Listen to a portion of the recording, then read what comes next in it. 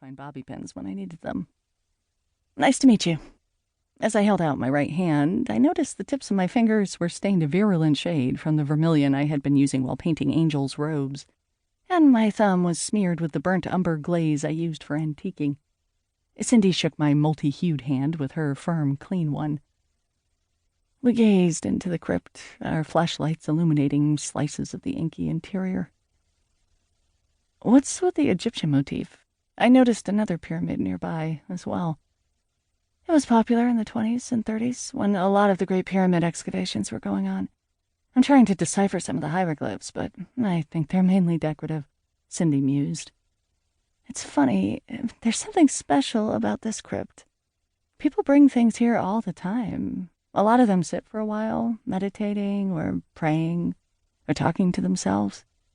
Sometimes they let me take their pictures. Is it open to visitors? I asked, nodding at the bouquets of flowers and small toys strewn about the floor. No, they throw those things through the bars. Bayview Cemetery keeps the crypts locked. There's no telling what would happen if they didn't. Speaking of which, how did you get past the front gates?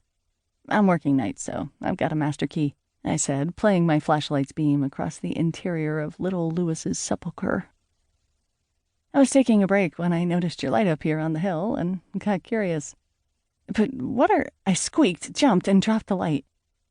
Something wrong? Cindy asked, frowning. Sorry, I thought I saw something move. My heart pounded as I bent to retrieve the light from the lap of a drooping Raggedy Ann doll. I pointed the beam through the gate, but everything was still. Guess it's just my imagination.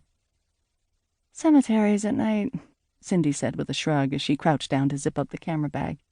A lot of people get jumpy. It was probably just a rat. That's a comforting thought, I murmured. Don't worry, it's locked up tight, she said with a hint of condescension. She grabbed the gate and rattled it to prove her point. Believe me, no one could possibly... Something leapt out from behind the bronze urn next to the sepulcher. I caught a glimpse of a distorted green face and shrank against the cold stone wall as a tall figure barreled toward us. Throwing one shoulder against the wrought iron gate, the ghoul burst through, knocking Cindy flat on the ground, and tore down the curved access road, its long, dark cape flapping in the breeze. Swearing a blue streak, Cindy scrambled to her feet and gave chase, all 5 feet 100 pounds of her. Graceful as a gazelle, she took off like a cross-country runner, leaping over grave markers and zigzagging around monuments until she was nearly abreast of the fleeing creature. Scampering onto the roof of a burial chamber burrowed into a hillside, Cindy hurled herself onto the ghoul's back, sending them both sprawling into the shallow drainage ditch at the side of the road. I sprinted toward the dark forms as they thrashed and rolled and emitted muffled shrieks. Cindy seemed to be holding her own, but when I was still 20 yards away, the ghoul broke free and half ran, half hobbled toward the main gates, shielding its face with the cape. Cindy, are you all right? I cried as I helped her to her feet. Go after him! Are you insane? We can't let him get away. I don't think... Damn it! Cindy swore as we watched the ghoul disappear into a grove of fragrant eucalyptus trees at the edge of the cemetery. She was covered in mud and grass stains, and her pink headband had fallen out. A green rubber Halloween mask of an elongated, howling face dangled from 2 fingers. Shit! Why didn't you follow him? Because he was hiding in a crypt?